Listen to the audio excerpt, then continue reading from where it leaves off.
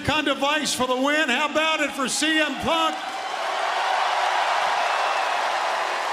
And I got to ask you, we saw last week the gesture of the title belt. What exactly were you alluding to? What was that meaning? Come on, Tony Schiavone, you're smarter than that. South Carolina. I'm here for the people in the building. What does this mean?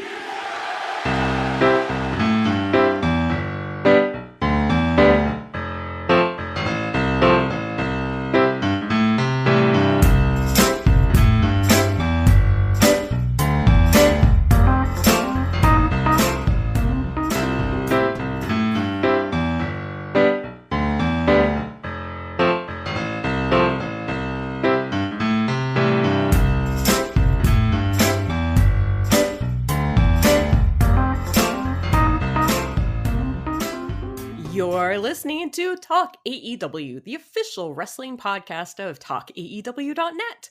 I'm your co-host, Mariko McDonald, joined as always by my co-host, Aaron Santos. Hello, WrestleManiacs. And of course, the editor-in-chief of TalkAEW.net, the ravishing Ricky D. Hey, what's up, Aaron? What's up, Mariko? We took a week off, but we are back. WrestleMania weekend. I'm excited. I'm pumped. Too much wrestling. Way too much wrestling. Only so much time in the day, but hey. And of course, we also had the ROH Supercard of Honor last night with a lot of AEW wrestlers. Yep. And actually some progression of some AEW storylines, which we'll be getting into a little bit later when we get into the main event, where we talk about the newest, baddest, toughest faction in AEW, the Blackpool Combat Club. We've seen their efforts trying to find tough young recruits, including Wheeler Yuta, who is even accompanied to his pure title match at ROH Supercard of Honor by Mr. William Regal. But first, I think Ricky's got some questions for us. You know, you called them the baddest, best new faction in AEW. I'm looking at Chris Jericho's faction, and I want to start by talking about them. And I want to start by talking about sports entertainment.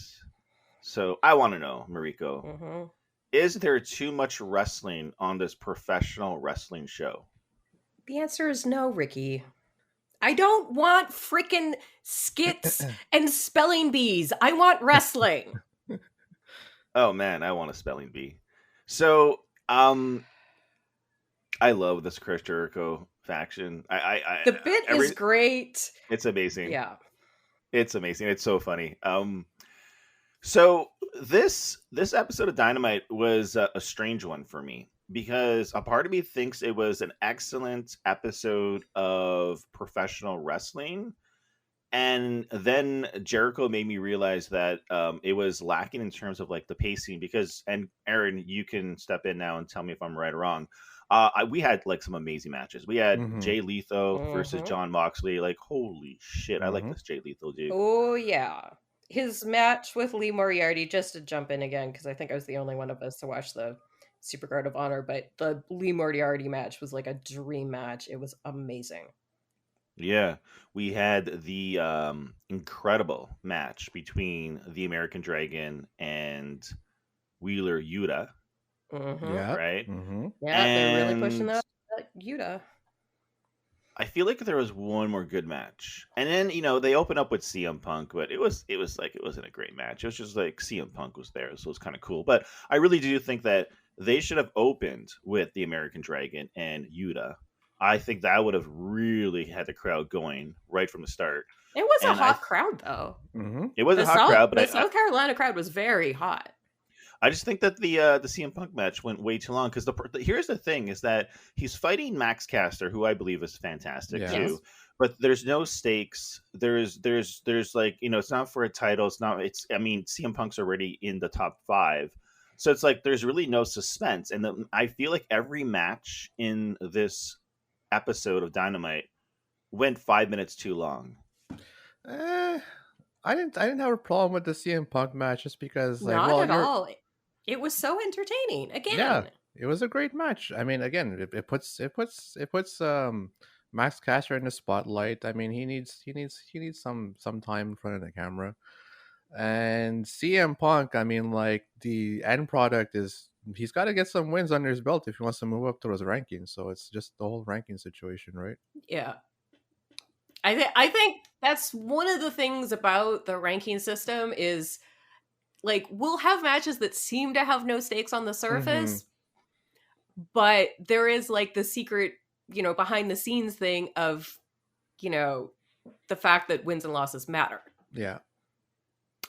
I think because it's CM Punk, it's smart to open with him because he's such a draw. Yeah, He he is a sells big- tickets. Mhm. He moves the needle. And a lot of people were looking forward to Max's rap. I mean, Mm. CM Punk is known as a talker and he's a trash talker, so Mhm.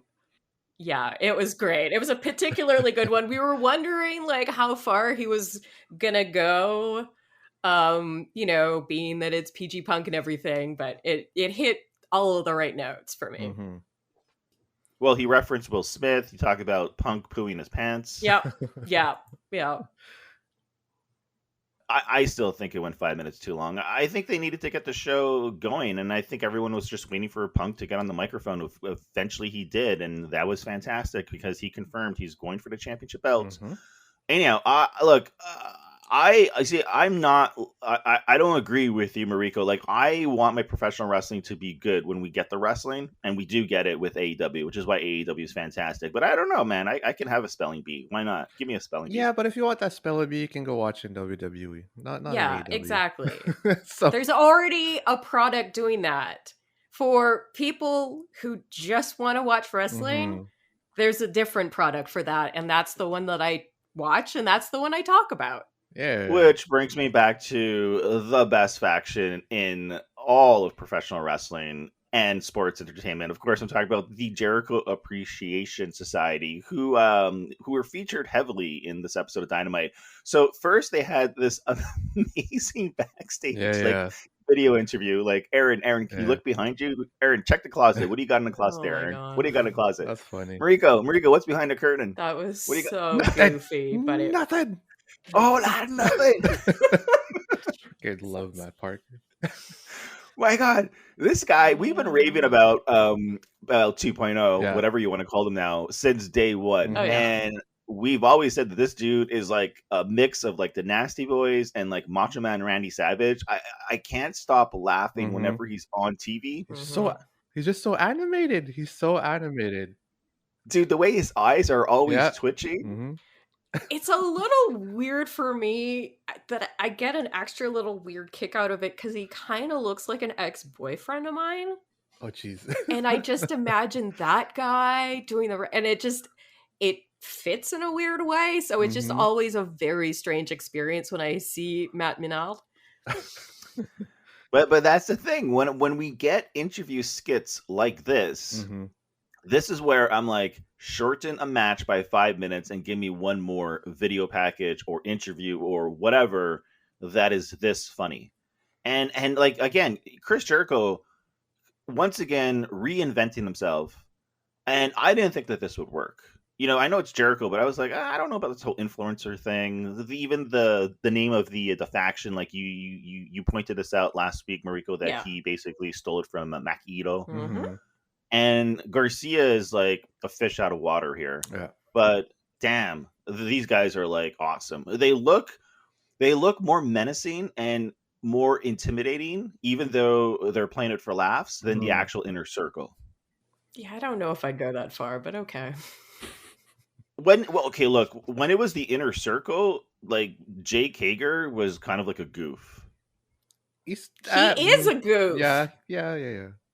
But at I was- least now he's playing it as a goof, Yeah, though, right? Yeah. Well, he kind of went back and forth during the Inner Circle days, to be fair. Because when he came in, he was meant to be taken seriously. Mhm. Then he was just like a monosyllabic championship guy, Yeah. which Championships. I still think it was like the pinnacle of Jake Hager in AEW. Yeah. Uh, Yeah. and It then is. he went back to being kind of talky and being Jericho's best friend. but now it's that just with a bit of the goofy monosyllabic on top of it. So it's good. It's good. Yeah. All right. So, who is Tony Storm? For anyone who doesn't know, and what did you think of Tony Storm making an appearance here on Dynamite? Dude, I think I've been wanting Tony Storm in like AEW for a long time ever since she They left just dropped the AEW. ball with her somehow. I don't know what happened over in Mhm. NXT. I honestly, it was just kind of like an embarrassment of riches, and someone was going to get lost in the shuffle. So, now that she's somewhere where she can shine, like, Yeah. I cannot wait for her and Jamie Hayter to face off. That is going to be a brutal match, Mhm. and I am looking forward to it.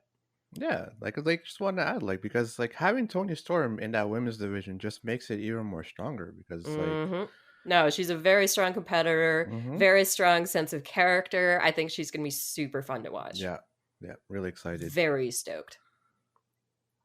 The women's division is really good right now. Mhm. Like, Yeah, it's Tony Storm, really amping up.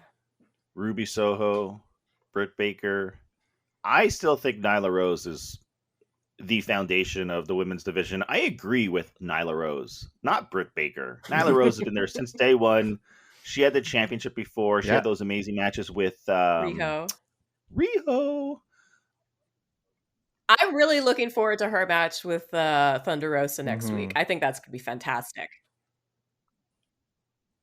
It's going to be incredible. Like, I think Thunder Rosa's matches are always good unless the opponent messes up, but she rarely messes up. She usually does a great job. But, like, do you think, in all honesty, no offense to Vicky Guerrero, but do you think that Thunder Rosa, who's absolutely incredible on the microphone, needs a manager? No. No. And I like the idea of her being like kind of like a lone wolf. Like, okay, she'll take the help when it comes, but like, I don't know. I like her more as like a singular warrior of justice kind of a thing. Exactly. Mhm. Yeah. And who Vicky Guerrero was someone's manager, like someone else. Like, who was it? And they just kind of like dropped that storyline. I think it was Andrade. Yeah, she started with Andrade, which is weird because I think he can use a manager. Right. Because yeah. I cannot understand a word that man Mhm. says.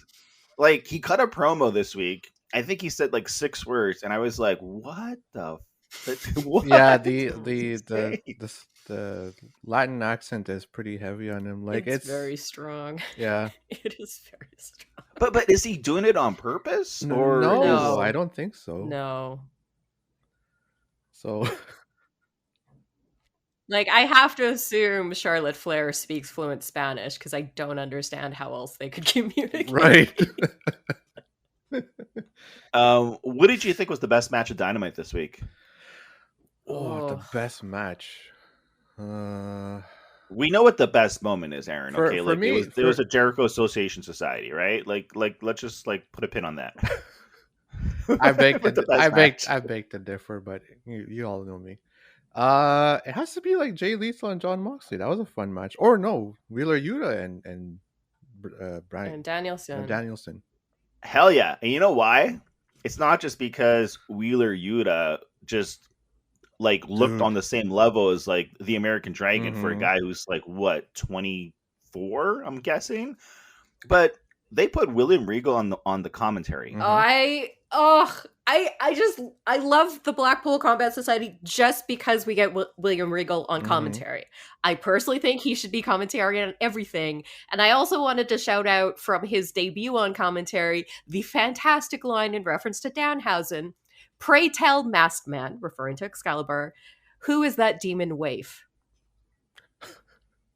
He's incredible. Yeah. Like we're gonna talk about that faction in the main event, but I just need to like single out and point out the fact that William Regal on commentary. He should be on every show doing commentary. Mhm. I just want to listen to his voice. He doesn't even have to be talking about wrestling. Well, no, I think it should only be when his faction comes out. Right? I know. I just want him to like read me audiobooks. This is a me thing. This isn't a wrestling or AEW thing. This is a Mariko thing. Right. See, if you had to hire him or what's his face again from the Shawshank Redemption, Morgan Freeman. You had to hire him or Morgan Freeman to do voiceover for your documentary. Who do you choose? Or Herzog, Werner Herzog. Oh, dude, what if you can have all three? That we should do tag teams for commentary. Oh my gosh, that'd be awesome though. That would be freaking awesome. I don't know, but I would be relaxed AF. Werner Herzog and William Regal versus Morgan Freeman and I know, Richard Attenborough. There you go. Yeah. That'd be a great match right there. Mm-hmm.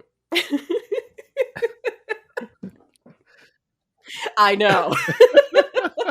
I would pay to watch that debate. Like you sit and you absolutely. Oh like, my gosh. And they don't even like I said, they don't even have to talk about anything important. I just want to hear them talk. Reread the phone book to me. And the moderator would be Andrade El Idolo. Oh Jesus.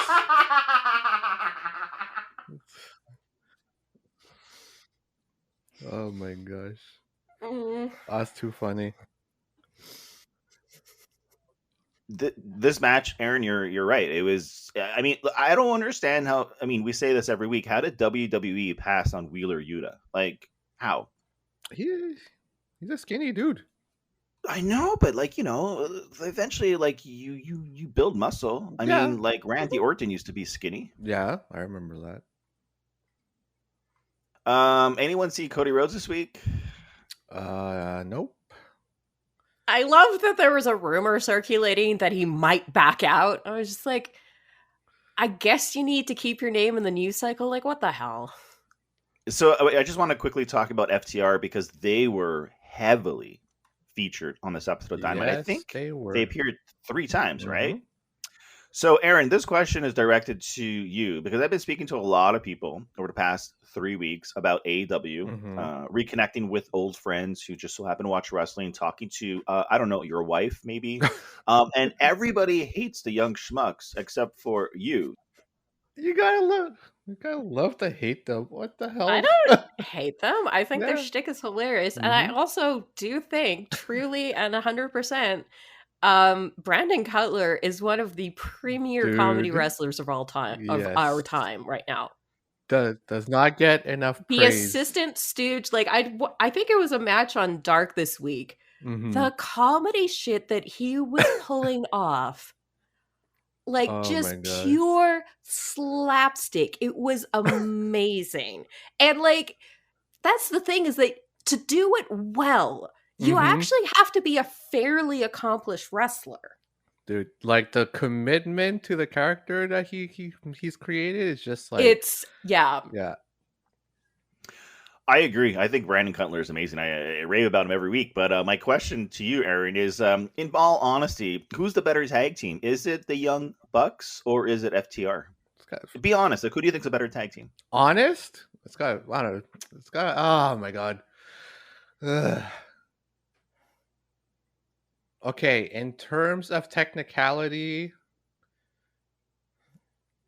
oh man, I'm having a hard time picking. No, you know what? I'm gonna pick the Young Bucks. They just work well together, and it could be just the over the top flashy moves or whatever, but there's just something about them, like they just have it going. But then again, FTR is really it's hard for me to put one over the other because like they're both very good, and they're both very good in their own style of wrestling, because FTR, it's almost like apples and oranges. It's like in a way it's not fair to compare because you can't compare them on the same things. It really just comes down to what you prefer out of tag team wrestling, really. I know, but they are making a big deal about it on Dynamite. I mean, and they should. They definitely should. I mean, we're talking about probably 2 of the biggest tag teams in AEW right now. You see, because here's how I feel about this situation. My issue with the Young Bucks is I think that they've been in some of the greatest matches in the history of AEW. Mm-hmm. 3 years, mind you, but still in 3 years, they've been in some of the greatest matches, period. Mm-hmm. Like, you look back at their match with Paige and Kenny Omega. That was incredible. Paige and Kenny Omega, the one That might be the best match, period, of any match in Dynamite, AEW. And then you had the cage match with Phoenix and Penta. Yeah, to me that was like the best match. Yeah, so they've been in like these amazing matches. Mm-hmm. And they put on a very good show. I mean, that's another they put on thing. a good show, but I think the thing about I'm really in the camp of these dudes do a little bit too much flippy flops for me on a regular basis. Yeah. I mean, that's the thing. Like, it's I don't like too much of anything. I think too much of anything is no good. I like a balance. And with FTR, they seem to be more balanced, but they don't have the same resume as the Young Bucks in being in these greatest, like a list of greatest matches. They maybe are in like one. Like if I made a list of like the top 25 greatest matches of AEW so far, I'm hard pressed to think of which FTR match I would put in. Well, I'm sure them there's at versus least Lucha one. Bros was an all-time classic. right. Yeah. Yeah, anything with Lucha Bros is always Yeah. is a great I mean, match. anything Lucha Bros is involved in and has like a 90% chance of being match of the year, to be fair. But no, I mean, them and FTR, that was a great feud and some great matches as well. The other thing with the Young Bucks FTR feud, it actually spilled over into RH Supercard of Honor. Sorry to keep bringing it up, but it, like I said, there was a bunch of AEW stuff, obviously AEW wrestlers, but there were full-on AEW storylines that were being continued and created. The Bucks actually made a surprise appearance to beat up FTR after they beat the Briscoes for the ROH tag team belts. Yeah. So I'm wondering if we're going to get some sort of three-way feud with the Bucks, the Briscoes, and FTR. That would be interesting. I was going to ask you about the Ring of Honor Supercard, so we might as well transition into talking about that PPV. But okay, so hold on a second. We got to rewind here. So the actual card, like, what did we miss? Like, what's the highlights? Like, essential like knowledge that we need, things we need to know. Yes. Okay, so I missed the pre-show. Apparently, Cole Cabana was in the pre-show. Did not watch it. Okay, so interesting things. Tully Blanchard was there with Gates of Agony as Tao Leona and Khan. And then he showed up later with Brian Cage making his ROH debut. So that was interesting and unexpected. Just to cut in really quick. So Brian Cage is do you think that they're just going to like transition him or move him over to Ring of Honor, or he's just that's making kind a of what cameo? I'm speculating at this point. Like, we won't really know until we know. But that might be a better place to use him, to be honest. Yeah. We also had Shane Strickland versus Alex Zane with Shane Strickland going over. Jay Lethal versus Lee Moriarty, which they have a history in ROH, and so this was really like a dream match. It was spectacular. Maybe too many near falls, but it was great. Jay Lethal won. However, he did so by nefarious means. So I don't know if that's going to spill over into Dynamite and AEW at some point, or if this is some kind of storyline that's going to be happening on Ring of Honor, because it involved another guy. I don't remember his name, but they were like saying he's like Jay Lethal's best friend of 20 years, and like he was all disgusted by Jay's behavior. Oh wait, because Matt Seidel made an appearance too, yes, right? Matt Seidel was ringside with Lee Moriarty, but he was on crutches, so he really didn't do very much. But Jay Lethal kicked out his crutches from him, so Jay Lethal heel turn confirmed. Oh, poor Matt Seidel. Okay, because I was gonna like talk about Rampage really quick before we go to break, so that kind of makes sense because actually no, that happened in Dynamite when he lost to Moxley, and he was like in tears. Yeah. Yeah, I mean, Yeah, he and he so looked the conflicted. commentary at the ROH show was basically like, oh, maybe too many losses at AEW, just pushed him over the edge, and he had to Mhm. go with a low blow to take out Moriarty. I think the thing about that's interesting with the whole like Ring of Honor situation is because like how much of the storylines are just gonna like sort of intertwine here, you know? Mm-hmm. That's what I'm curious. I don't know, because so it was Ninja Mac who wrestled Brian Cage, and so Tully basically he got kicked out of like the FTR. Yeah. Has the manager of FTR now. Yep. He's managing Brian Cage. Okay, Yeah, and he because was the he mystery showed up with man. another tag team earlier in the pre-show, so he's managing Gates of Agony on ROH, and then the match with Ninja Mac was announced as Ninja Mac versus Tully's new client, so it was a surprise up until Brian Cage walking out who it was going to be. Mm. After that, we had Willow Nightingale versus Mercedes Martinez for the interim RH World Women's World Championship. Okay, cool. If you're not familiar with Willow Nightingale, she's done a few matches on like Dark and Elevation. She is fantastic. I love her to bits. She's basically Lizzo the wrestler, Okay. and she is incredible to watch. She and Mercedes put on. That was one I felt was maybe a little bit too long. There were too many near falls. But we ended with Mercedes Martinez with a clean victory. So she's got a belt. Nice. And a date with Deanna Purrazzo to do a unification match or whatever. Deanna Purrazzo is in Ring of Honor too? Yeah. Holy crap. Yeah, she's the current women's world champion. Oh, she's a busy woman. Because she's on. Wait, she's the champion, not Mercedes. Well, okay, Mercedes is the interim champion because I guess Deanna Purrazzo, for whatever reason, had to relinquish the belt. Probably because she's wrestling another promotion or something. Yeah, because she's the women's Impact champion. Yeah, she got a lot of belts. Yeah, she has a lot of belts. Like that's why I'm like, wow, she's a busy woman. Yeah.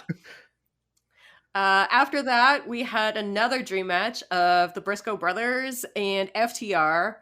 It was amazing. It was brutal. Everyone was bleeding by the end. Holy it was crap. exactly what you wanted out of the match. And then at the end of it all, FTR got the win, got the ROH tag team titles, did a "we're not worthy" to the Briscoes at the end of the match, laying down their titles. And then the Young Schmucks came out and tried to beat everybody up. Both teams knew exactly what was at stake. The crowd was like, that was the reason they were there. It was the reason anyone bought a ticket to this pay-per-view, if we're being 100% honest. And it lived up to everything.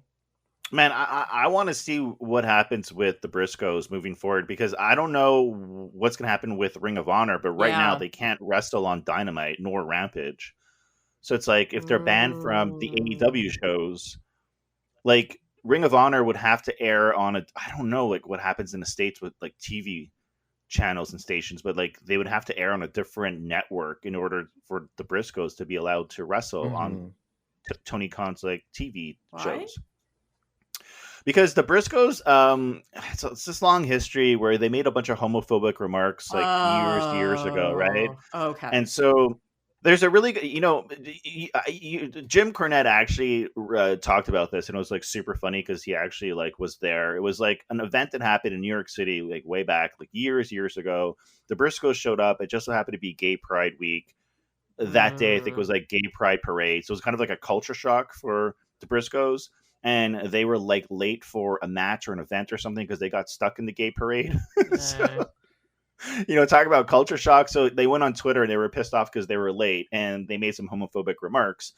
And then they made more homophobic remarks a few years later, but apparently have since apologized and like, because they were like uber like religious, but it's not like, the thing is, it's not Tony Khan who says that they can't wrestle. Because you have to remember, Scorpio Sky was in the same situation where he made a bunch of homophobic remarks, but has since grown, matured, and now is like actually friends with like a bunch of people part of the LGBTQ community, right? Of which there are many in AEW, by the way. But it's a TV executive who will not allow them to wrestle on the network. So that's why they can't wrestle on Dynamite or yeah. So like, yeah, and the weird thing is he's I don't remember which of the Briscoes it is, but they let's just say the Dem Boys. They've by the way, I like the fact that they're called the Dem Boys. Like, Yeah. anyways, I mean, they look like it. Mm-hmm. yeah, they've recently sent out a one more apology, like on social media. So yeah, you know, I've had a lot of friends who were like homophobic when I first met them, and they didn't realize, you know, that I like dudes. And then later they found out, and they were kind of like in shock, and they're no longer like homophobic. Like, it's just like, Yeah, sometimes you just don't know until you know, which sucks. But it's the truth, and the fact is we need to have room for people to grow. Yeah. like I'm just saying, I would want them to wrestle and in AEW, and for whoever it is that's banning them to give them a chance, because they seem to have moved forward. And Yeah, that's the thing. Like, we've all fucked up and offended someone somewhere in our lives. Like, it's just part of being human. But if we don't have the room to, like, grow and learn from our mistakes, you know, then what's the point? Yeah. all right, so what else happened? Because I know there's a big, huge match that I really want to know about. I mean, I'll let you take over, but didn't Mr. Yuta wrestle for a championship? Yes, he sure did. Wheeler Yuta versus Josh Woods for the pure ROH pure title, with Wheeler Yuta capturing the title. Big upset. Good match. Wasn't great. But it was very good, very entertaining. Fortunately, Josh Wood, like, he's such a big, solid dude. The wiry thinness of Wheeler Yuta just felt even more so. But it was an interesting mix of styles, and I'm very, very interested where this is all gonna go. Unfortunately, this all happened during it overlapped with Dynamite, so I actually missed the opening match of Dynamite, and then tuned in right after this match. So I didn't see if they did anything afterwards with William Regal, but I didn't actually see him enter with Yuta, so I don't know where he was, like if he was at ringside or what was going on there. There were two more matches. Rhett Titus versus Minoru Suzuki for the TV title, with Minoru Suzuki going over. Another upset. And wait, Suzuki won? Yeah, Suzuki won the TV. Currently holds the ROH TV title. That is hilarious. Isn't that man like 55? At least.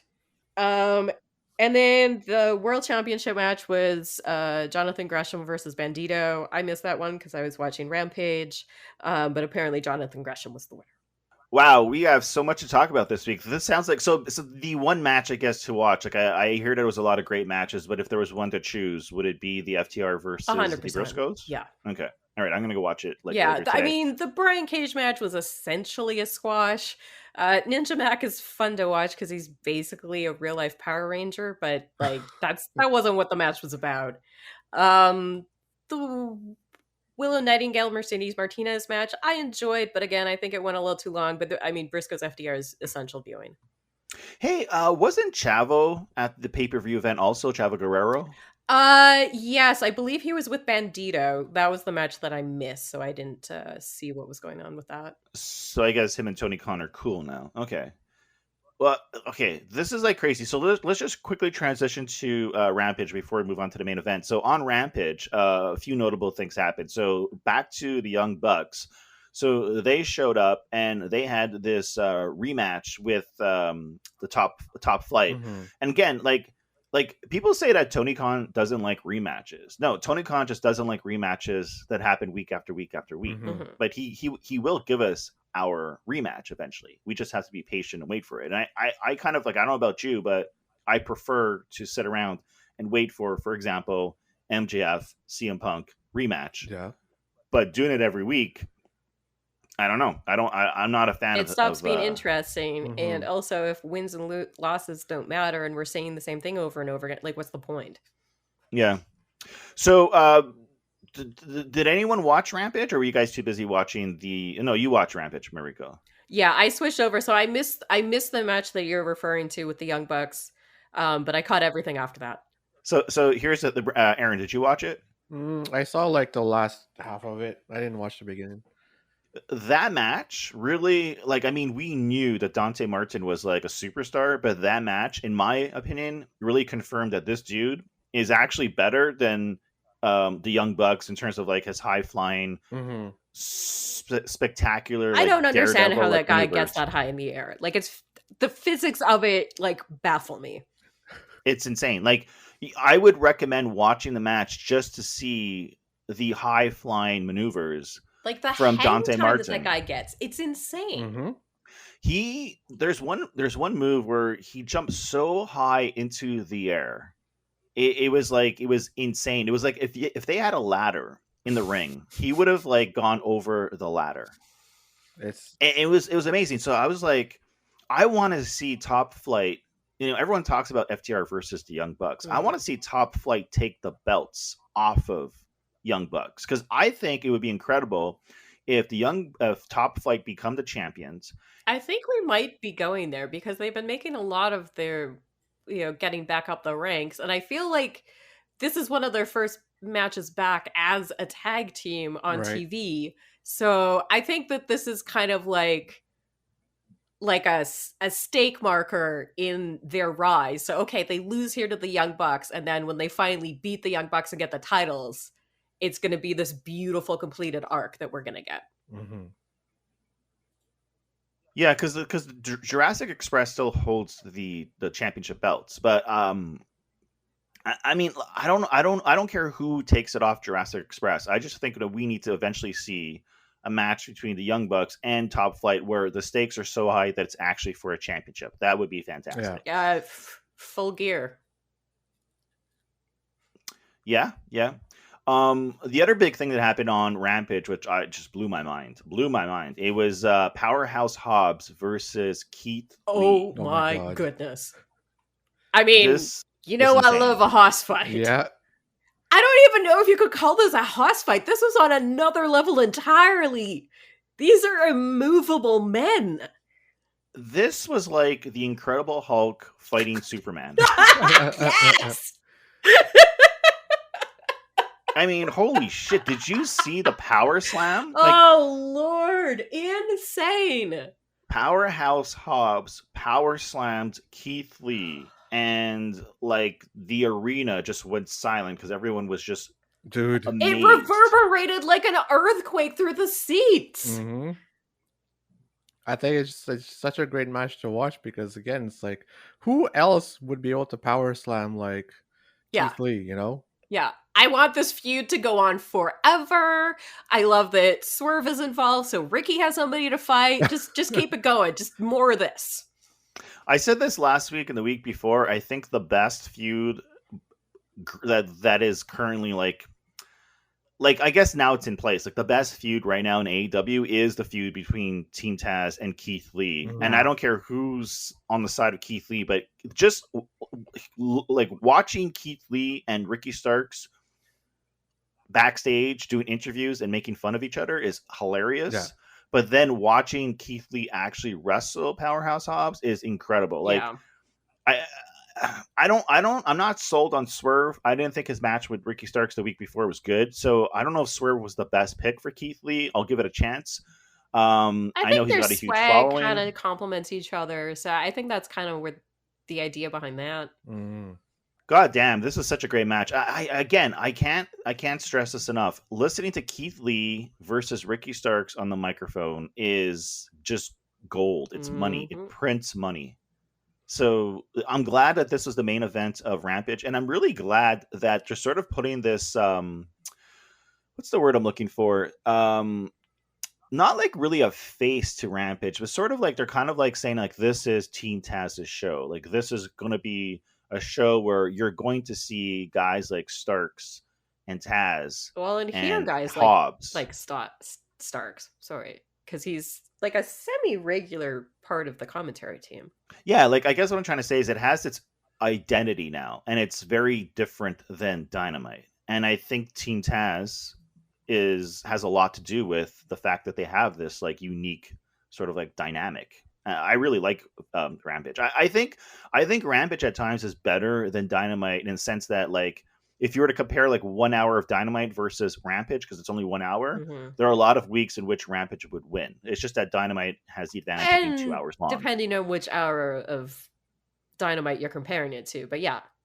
Yeah, like if you take the first hour of Dynamite this week versus Rampage runs away with the victory. No, like there's no contest. I don't care if Punk's in the opening or not. It's Rampage is a better show.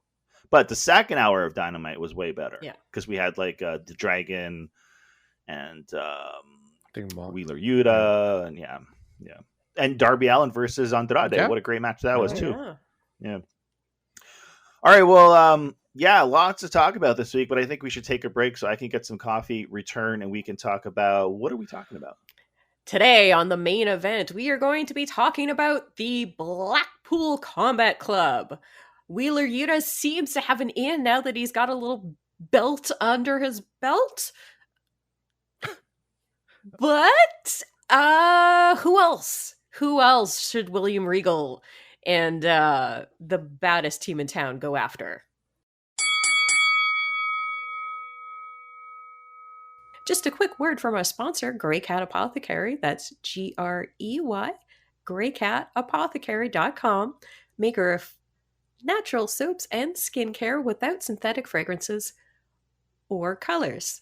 If you go to our website today, greycatapothecary.com, and join our newsletter, you'll get 10% off your first order. That's greycatapothecary.com.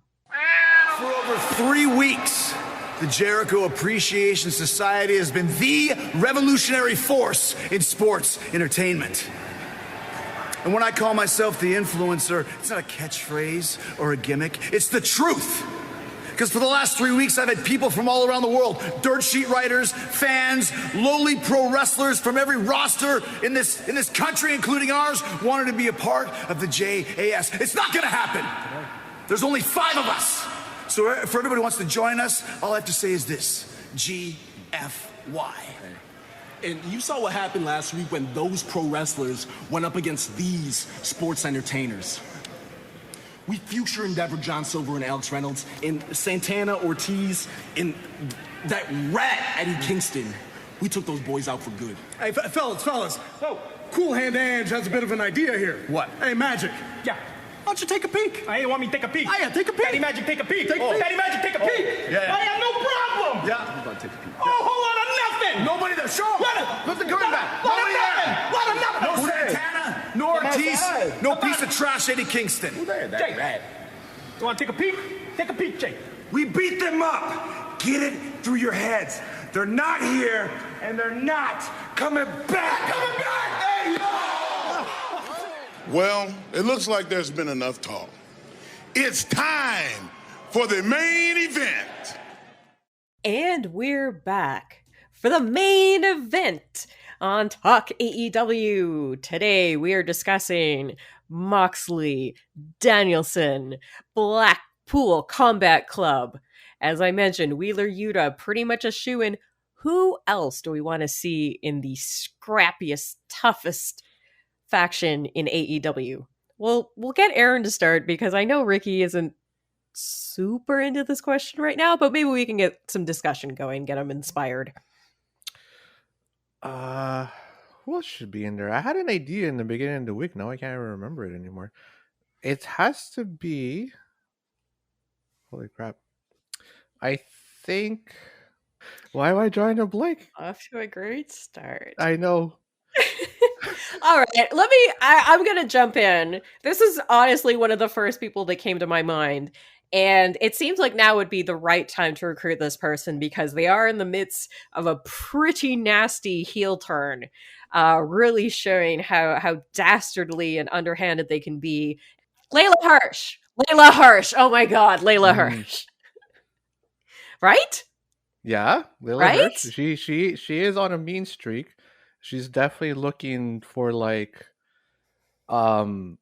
guess she wants to stomp some heads in. Yeah, she wants to she's on a tear. She wants to do some violence. She's got that ring buckle thing that she likes to bean people with. No, I agree. So are we just sticking to wrestlers already in AEW? Yeah, but they can be from anywhere, on the card, Dark Elevation. Okay, right. So I'm not gonna steal from like Ring of Honor or. You probably could. Ring of Honor, if there are people in Ring of Honor, like I'll let that one go because, like, as we saw at Supercard of Honor, it's kind of same difference at this point. So. Mm-hmm. Well, the weird thing is I'm a huge fan of Jericho's new faction. I mean, we raved about it, or I raved about it. Like, that's the thing. Daniel Garcia does seem like a shoo-in. Mm-hmm. Yeah, you just stole my pick because I feel like Daniel Garcia would be a better fit with this faction run by William Regal than him side by side with Jericho trying to be something he's not. Right. Because when he gets on the microphone, it's odd. And I love Daniel Garcia. I think he's like one of my favorite wrestlers in terms of like his wrestling ability and his potential and the promise that this guy can be like a superstar in terms of like his in-ring ability in the future. But I just don't see it fitting with Jericho because they're trying to make him be a sports entertainer. Like, Yeah, it's just weird. It is resulting in his character changing quite a bit. I don't know what that's gonna do for how we perceive him and his wrestling in the future. But yeah, it does seem like he's getting goofier, but on the other hand, I kind of like it because he's so young. He kind of needs that in order to learn and grow and come back an even tougher tough guy. I thought about that. I'm like, if you want him to like learn how to talk in the microphone, then just like throw him to the wolves and he's going to get eaten alive, but he's going to come out resurrected as this like new Daniel Garcia back from the dead and a way better, like, quote unquote, sports entertainer. Mm-hmm. I'm just saying that, maybe that's the plan. Maybe they see something in Daniel Garcia that we just don't see yet. I mean, in terms of like him being on the microphone, I did think it was amazing how he was dressed this week. Like, I like everything he chose. I like that someone is clearly dressing him, or maybe gave him some money to buy real pants. I don't know. Yeah, but it's weird because like what he was wearing was really cool. It just didn't really match. Like the blue Kango didn't really work with like what was he wearing? Like Docs, like Skechers, or I don't know, like his sneakers and his like whatever. It just he looks good though. He looks good. I mean, they all look good. The whole like whatever Jazz looked fantastic. Jazz versus William Regal's faction is going to be like interesting if that happens. Oh yeah, no, that's clearly what we're going to be leading up to. But I think Blackpool BCC is still in the recruitment phase. Jay Lethal, that was what I was thinking. I don't know why I drew a blank on Jay Lethal, just because I mean, like it seems to be the pick with the storyline moving forward, because you had the hesitant handshake at the end with John Moxley. So and plus you mentioned him on like Ring of Honor. He's going a bit heelish. I mean, it could be like just him like finding. I mean, because that's the impression I get with the Blackpool like Combat Club. It's just like just win by any means necessary, right? Like just dirty, that lethal instinct. Yeah, lethal instinct, like dirty fight, whatever. It's just. But that's the thing. Like they don't cheat though. They're just brutal. Yeah, they're just brutal.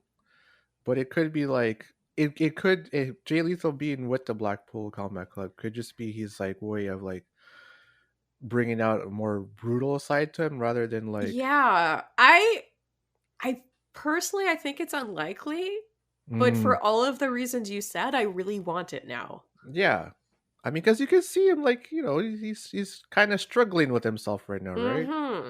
So no, I think that could be a really really fun journey.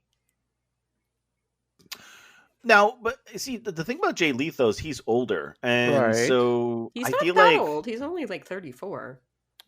But yeah, but I mean, the conceit of the faction is that they're molding the younger talent. So hence, exactly, like Jay Lethal's been around. He's won a bunch of championships. He's wrestled a bunch of wrestling promotions. Like whereas someone like Yuta fits the bill, Garcia fits the bill. Jay Lethal, it seems like he's a little past his prime to be recruited by them. But I did think of someone else because in terms of like the young talent in AEW, especially the guys who are really like the way they think about wrestling and grappling and their in-ring technique, I was thinking about Brock Anderson. And I know his dad is around, but yeah, but he's more of like, if anything was to coach him, it would have to be his dad, no? unless he turns on his dad, Then he's there's a storyline. and then the dad pulls a Yeah, Glock but on we're him. already having Yuta turn on the best friends, so I don't know Yeah. if they all need to involve like turning on their mentors. Wheeler Yuta did not turn his back on the best friends. Wheeler Yuta decided to pursue a career in professional wrestling. He kind of did turn his back because he did walk back to the ring and turn his back. Yeah, he did literally turn his back to On Trent. Trent was the one he had an issue with. Well, Trent's the one with an issue with him, so yeah. Who do you think has a better car, Sue or Hangman Adam Page? I mean, Well, it depends what you're trying to do. I mean, the Tesla's only going to take you so far. right. Sue can take you anywhere and all of your friends. There's something weird with like watching a Tesla with bullhorns in the front. I'm Oh like, yeah, yeah. like, The irony, just, right, the irony, right? Yeah, yeah.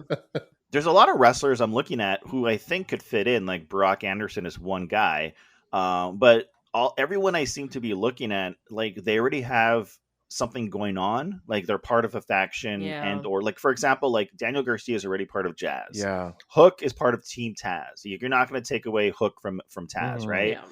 Yeah. Like I mean, Jungle Boy wouldn't really fit. I don't think. No. Like Darby Allin wouldn't fit. He's too much of a loner, and he's got Sting by his side. So we're looking at the guys who really wrestle on Dark and Elevation on a regular basis. And I'm looking at what's his name, Lee Moriarty. Yeah. Yeah, that one I could see. Mhm. That would actually kind of be a good one. I was even starting to think Top Flight.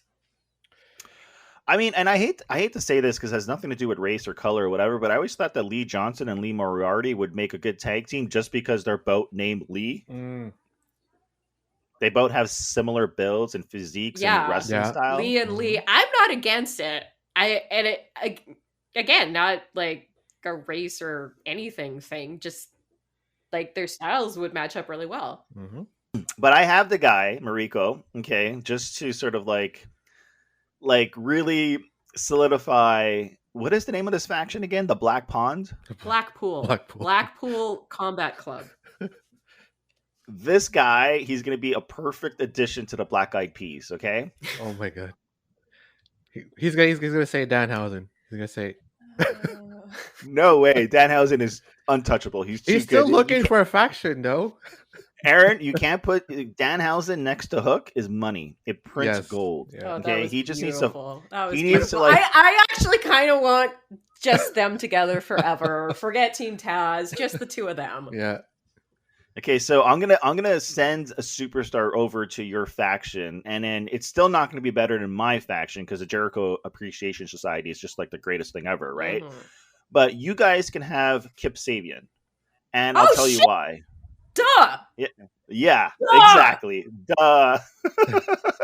Because first of all, the dude is British, so he would like be great next to Mr. William Regal. Yes. Okay. Second of all, the dude's got style, and he also has Penelope Ford, so you get her also. Okay, that is like gold. Dude, plus, he's got a great theme song, great entrance, great look, great physique. He is young, and he desperately needs a character rehabilitation. He's got a character. It has to happen. It has to happen. If it doesn't happen, I am freaking writing. You've put it in my head, and I need it. I don't want it. I need it, Ricky. I need it now. I'm going to go on Twitter. I'm going to be tweeting all week long to Mr. William Regal, and I'm going to @ Kip Sabian because this has got to happen. Yeah, it's got to happen. Pull that fucking box off his fucking head and get him to go kick some ass. Get out of the front row seat and do something. Yeah, I think, like I'm telling you, like there are guys from Ring of Honor and Impact that we can choose, but out of the current AEW roster, by far he's my #1 pick. Yeah, like, it's an absolute no-brainer. I can't believe I've didn't come up with it already. That you cracked the code. The end of story, end of conversation. We can all go home now. Good night. It's just I mean, on the subject of Kip Sabian, I'm like, how long is this? Whatever the hell they're doing with him. Well, he is injured, right? So like, we don't know what his injury is like. It was a really bad one, but I'd heard recently that he had been cleared. So like, I really don't know what's going on. Right. I mean, maybe there's one of two things. The bad is that they could be waiting for his contract to expire, kind of like Mariko stunts. The good is that they're just waiting for a storyline. Yeah, I don't think so either. He's too good. He's really, really good. Yeah. I mean, look at Miro. Miro's like MIA. Yeah, but and he got cleared. like you think about just. I mean, I don't keep track of like what goes on in social media too much, but like with our circle here, like he does seem to create a bit of buzz when he shows up with the box over his head in front of the crowd, right? And I noticed he'd been missing the last couple of weeks, so like I don't know. I'm so confused. Well, I mean, like Anthony Bowens is injured. The advantage is that he actually has a tag team partner, which is why Max Caster is doing a lot of singles matches. He gets to still wrestle, be on and TV. Bowens shows up, right? But they didn't do that with Dante Martin. Dante Martin basically was solo for about a year while Darius was like recovering. So. I kind of understand why, because I think they needed to put Dante Martin into the spotlight and not have Darius like overshadow him. So I don't look. I hope Kip Sabian comes back soon. I actually like out of the original roster. Like I think he's someone that should stick around. Like I would pick Kip. No offense, but I would pick Kip Sabian over the Gun Club. I would pick Kip Sabian over Mariko Stunt. There's a lot of guys that were there at the beginning that I would pick Kip Sabian over them. Yeah, I mean, Kip Sabian was very involved in AEW before the end of that Miro storyline. So, I mean, you brought up a really good like person. I mean, frick, do something with him, man. It's a complete no-brainer. It hits all of the boxes for, what this faction is supposed to be, who Kip's character is, where his character needs to go. Like, yeah, complete no-brainer. Yeah, and as for Danielson, I mean, I don't think he should ever be put into a faction. No, I want him to get him away from best friends and just let him do his own thing. Yeah, exactly. He needs to do his own thing. He should be, interacting with guys like Sting and Darby Allin. Right. Yeah, I just want him harassing a different faction every week, trying to get money, trying to be their friend, trying to curse them, or them getting mad that they've been cursed. Like, yeah, use him that way. And by the way, for anyone who doesn't know, he's also injured. So, because a lot of people are complaining that AEW is wasting him. Like, no, but he's injured. So injured. Okay. Yeah, he's injured. They gave a status update on him last week. Okay. He's not ready to actually wrestle. Okay. He's in front of the camera because he broke both bones in his lower leg. Yeah. Like tibia and fibia. And I know you don't just he has the metal plate and everything, but you don't just you don't just come back from that. Yeah. Kip Sabian's actually 29 years old. Not bad. You know who another person I would love to see in Blackpool Combat Club? I don't know. Is Ethan Page a good idea? Because I'm just looking at I see that name stand out. I'm just thinking to myself, he has martial arts combat experience, and we want everyone away from Dan Lambert. Yeah, we want anything away from Dan Lambert. Well, especially I just like him so much, and I just want him to do everything that's good and be in the best storylines. And even if he's the best thing out of all these storylines, he deserves. But it's not established that Blackpool Combat Party is a heel. No. So, I mean, they just have a mean streak, but they don't mean any harm by being vicious, just the last thing to say about Kip Sabian and Ethan Page. I think that Kip Sabian, the problem with him in AEW is that he was positioned as a heel, and he never really had a good sort of feud. No. I think he would be a better face. And regardless if the Black Eyed Peas are like face or heels, it doesn't matter. He would still fit in great. Mm-hmm. But Ethan Page, I see what you're saying, Aaron. Like, I feel like he's a I guy who needs a similar sort of rehabilitation, but he's in something really high profile right now, so it's not gonna happen. But Yeah, you know what would be better if you really want to launch that guy into like the next level of stardom? You have him, Ethan Page, turn on Dan Lambert and Scorpio Sky. Yeah. Because you want to get over, like, Yeah. those dudes are so annoying Mhm. that if you become the guy who turns on them and now you're facing them, you have a feud with them, Oh, Yeah. you become the 100%. yeah, you become the fan favorite. Mhm. Yeah. easily. And he is moreover, like, his blog is easily the best AEW blog. His toy hunts are fantastic. I tune in every week. I'm not a toy hunter, and I tune in every week. Yeah. It's just again, I was just like shooting names, but like I think about the charisma and the personality of Ethan Page. Now that we talk about it a bit, it might be a mismatch, but it's just like it's probably just something deep down in me where I'm like, please get the hell out of like Dan Lambert's corner, like Yeah, do no, something. yeah, like we said, he needs. It was Yeah, more. we all know what he needs. Yeah, it was more of like a cry for help more than anything. Yeah, I 100% get that, and that's why I agree with you. Even though it's not going to happen. Yeah. All right. Well, I was saving this for the end of the show, Mariko, but it is WrestleMania weekend, and this might be the last chance we have to talk about the greatest wrestler who ever lived, Mr. Cody Rhodes. So, on this Saturday, April 2nd, 2022, do you think Cody Rhodes will ever come back to AEW, or is it over? I mean, I don't think he burned any bridges. Yeah, I mean, never say never, man. But Mhm. on the other hand, like, he keeps hinting at retiring. We assume he's getting an extra boatload of money and probably a little bit of creative control, because why else would you go back? Mhm. It might just be enough for him to retire. You don't know. I don't know. That said, I could absolutely see him retiring, going back to AEW as some sort of non-wrestling thing, and then obviously wrestling again, because that's always how it goes.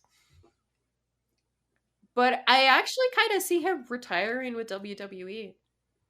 Quote unquote, Air Bunny retire as much as any wrestler Right. retires. I mean, it would make sense because I mean, if you want to make a legacy for yourself and then be enshrined in their Hall of Fame, I guess, Yeah. Their Hall of Fame is hilarious, though, because Dude. it's really whoever Vince McMahon picks. Yep. Yeah, I basically. mean, Donald Trump is in the Hall of Fame, so Yeah. it's like, do you want to be in that Hall of Fame? Let's be honest. I don't know. I'm still kind of sad Cody Rhodes left. I like this whole storyline and the buzz, the fact that it was like front page news for the past like 6 weeks or whatever. Everyone's talking about it. Yeah. It's exciting. And then having MJF do the interview and then talk about how he really wants to go to WWE, which makes sense because he grew up watching, those wrestlers. But I mean, yeah, maybe one day in the near future we're going to see Cody versus MJF in WWE, and that's going to be very, very weird. 2024. Yeah, 2024. But by then, AEW is just going to be blowing up. Oh yeah. Mm-hmm. I mean, it's exponential every year, so yeah, we'll see what happens. And now with ROH, like, there's the whole thing was just promoting AEW. They were promoting matches, they were promoting Dynamite heavily. So yeah, watching how that all grows and how it all fits together is going to be really interesting to watch over the next couple of years too. Exactly. I mean, that's what made the whole like Ring of Honor Supercard super like interesting, is because it's like, how are we going to get the AEW roster, or like I guess like the dynamics of AEW Dynamite go into Ring of Honor, or vice versa, like can you make a storyline? I mean, it wouldn't be outside the realm of possibility that like you make a Ring of Honor like takeover episode or something on Dynamite. I mean, honestly, this pay-per-view was kind of an AEW takeover because a lot of things changed hands, and they changed hands to AEW talent. Yeah. Wow, so you're talking about an invasion storyline, which everybody hates and I happen to love, except no one's ever done it right. That's the thing. Exactly, It's only right? because it hasn't been done right. But I mean, everything else AEW's done, they've managed to do more or less right. So this could be good. This could be good. I think Chris Jericho's faction should invade every wrestling promotion in the world. New Japan, WWE, Impact. Daniel Garcia runs in, gets on the microphone, and just shows everybody how it's done. It's going to be amazing.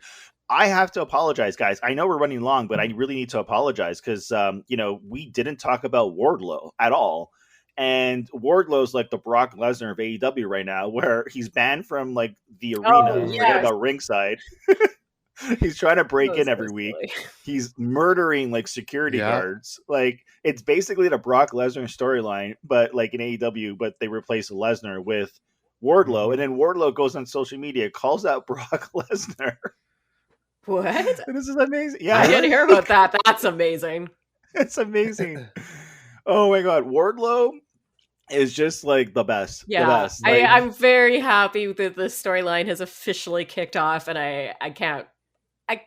I'm just along for the ride. Dude.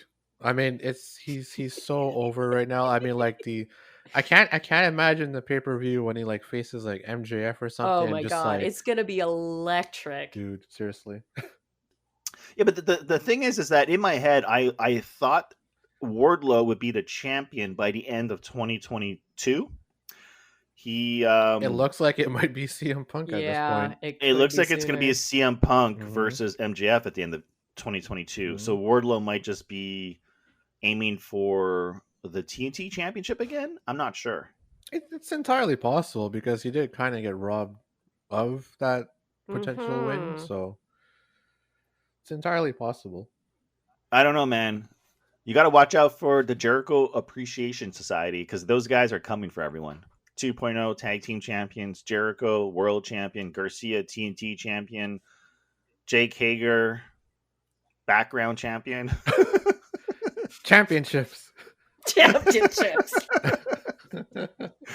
And can anyone here, before we call it a day, can anyone name all 6 AEW referees? Go. Oh my God. Well, Aubrey Edwards.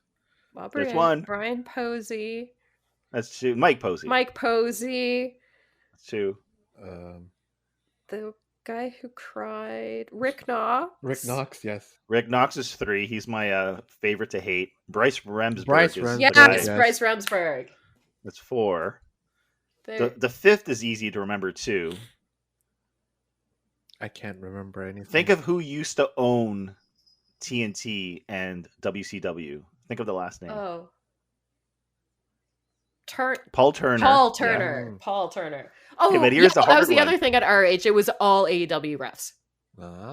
And the AEW doctor and the AEW timekeeper.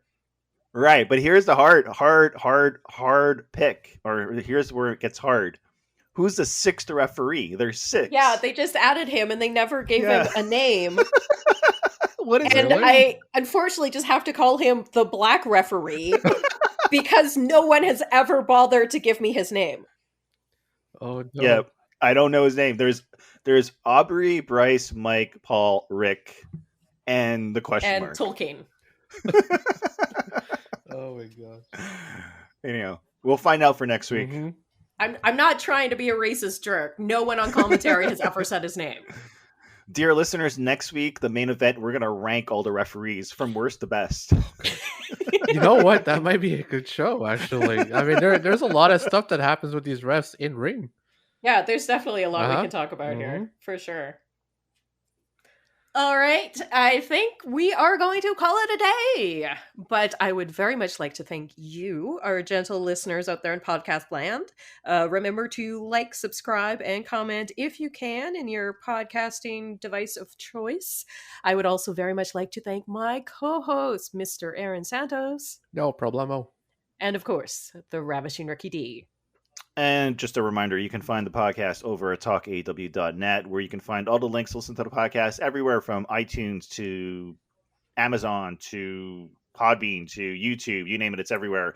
TalkAEW.net. Follow us on Twitter, Talk AEW Podcast, and also on Instagram, which is also Talk AEW Podcast. And remember, everyone, Danhausen is still the greatest wrestler ever. Bar none. Bar none. Goodbye. Wrestling has more than one royal family.